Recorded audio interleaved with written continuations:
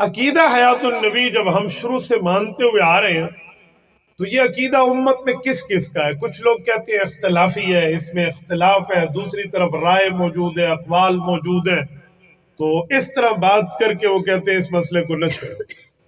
یہ جو دوست ہے نا ہمارے کہنے والے، یہ دو قسم کے ہیں، یا تو انہیں عقیدے کی واقفیت نہیں ہے، یا واقفیت ہے تو پھر بیان کرنے سے ڈرتے ہیں۔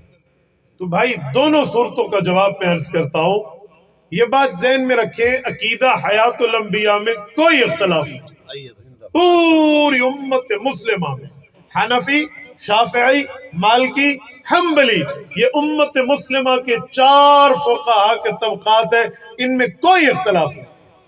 جو اختلاف کی بات چلتی ہے نا، وہ اگر ہے تو عام مردے کی حد تک ہے، اور عام مردے کے سماع کی حد تک ہے۔ رسالت مآب علیہ السلام کی حیات کے بارے میں امت میں کبھی اختلاف نہیں۔ اب مسئلہ یہ ہے، وہ عام بندے کے معاملے کو اٹھا کر آپ رسالت مآب علیہ السلام کے معاملات پر فٹ کریں، یہ انصاف کا خون کرنے کے مدرات ہے۔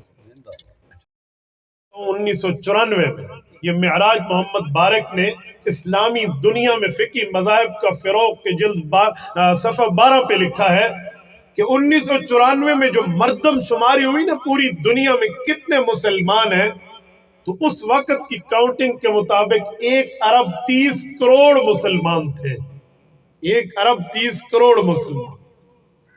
اور ان میں پھر فقہی بنیادوں پہ دیکھا کہ کون کتنا، تو احناف جو تھے، حنفی احناف کی تعداد 86 کروڑ تھی، یعنی پوری دنیا اسلام کا 70% حصہ یہی تھے، 70%۔ تو اب ذرا اندازہ لگائیں کہاں تھے؟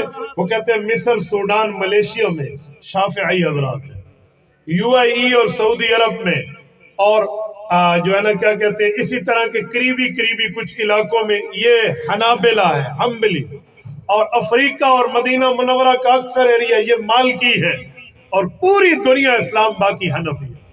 تو یہ چاروں حنفی ہوں، مالکی ہوں، شافی ہوں، حنبلی ہوں، عقیدہ حیات النبی کے قائل و فاعل نظر آتے ہیں۔